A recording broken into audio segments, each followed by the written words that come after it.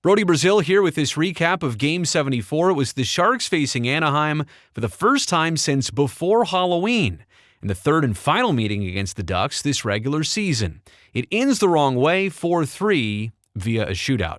Now, San Jose was coming off a pair of deflating losses, 6-1 and 8-1 to the Rangers and Kings respectively. The lone Sharks goal scorer in both of those games was rookie Cam Lund. He was with Drew Remenda pregame. 2 goals in your last 2 games, 2 in the first 3.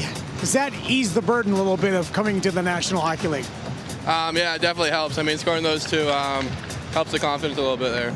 So is that the biggest thing you have to overcome, is the confidence about being able to play at this level? Yeah, definitely. I mean, confidence is a big thing, and having that can go a long way. So when you look at the way that you've been into the National Hockey League, what's the biggest adjustment? Is it pace of the game physically or mentally? I'd say pace and the physical side of it. I mean, definitely a lot different than college.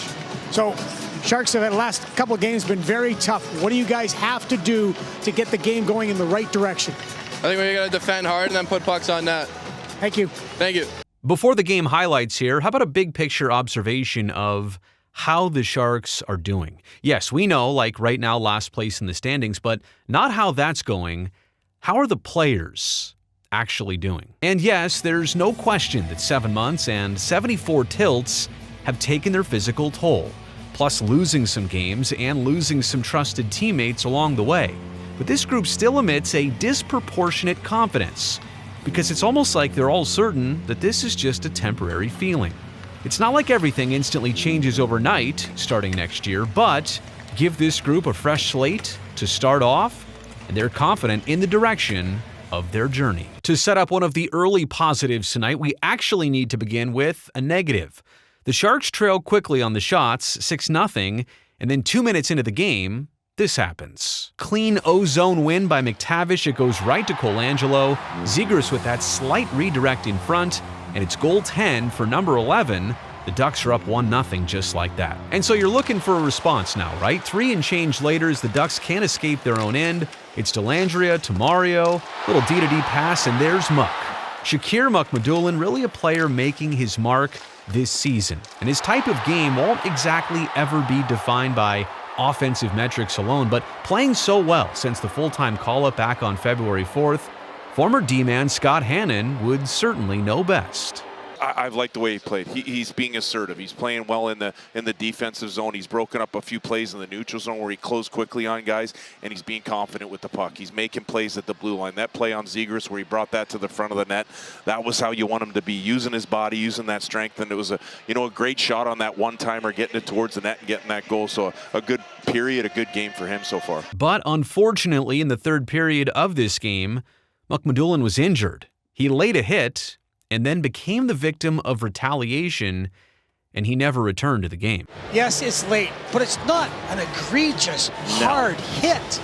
And then, he's going off the ice, and as he gets dragged down, watch his left arm go down. Oh, yeah. And there's Vetrano putting the weight on it, and as he's turning, that's where you can see him grimace, and his arm is just hanging there. And that doesn't look good. Look good. As he's taken down. It's not a bad hit at all. Okay, moving on, and it's rare that we'd ever show you a shot attempt alone and call it a highlight, but this attempt was a rare one by Celebrini. The creativity and confidence to even try this move in his 62nd NHL game as an 18-year-old rookie. It confirms what we already know, how special Macklin truly is. It's a 3-1 Ducks lead here, just about 5 minutes to play in the second period. And who else? Smitty, cross ice to Mac, and he just tried to score, no look, back to his net between the legs. Vetrano was quick there to help poke it away, but could you imagine if Mac buried that thing top shelf blocker side? It would probably be a top 10 all-time Sharks goals scored. So no goals by either team in the second or third periods, that is until Marc-Edouard Vlasic brings the Sharks to within 1 on his first tally of this season. And then Alex Wennberg gets to 10 as the Sharks showed no quit in the final 5 minutes of regulation. And no surprise here, the Sharks' assist leader this season picks up the helper on this play.